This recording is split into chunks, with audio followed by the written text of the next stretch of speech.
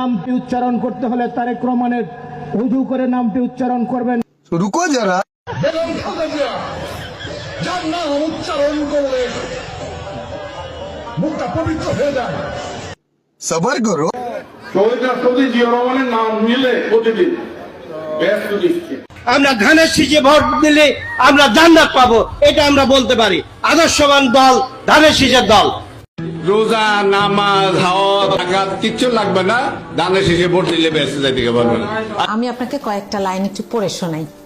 শহীদ রাষ্ট্রপতি জিয়ার নাম নিলে বেহেশত নিশ্চিত। বেগম খালেদা জিয়ার নাম উচ্চারণ করলে মুখ পবিত্র হয়ে যায়। স্বামীর পায়ের নিচে বেহেশত, বাড়ি গিয়ে বলবেন ভোট ধানের শীষে দিতে, নইলে জান্নাত পাবেন না। মানে স্ত্রীদেরকে যেন স্বামীরা বলেন ধানের শীষ আদর্শবান দল, এতে ভোট দিলে জান্নাত পাবেন, এটা বলতে পারি।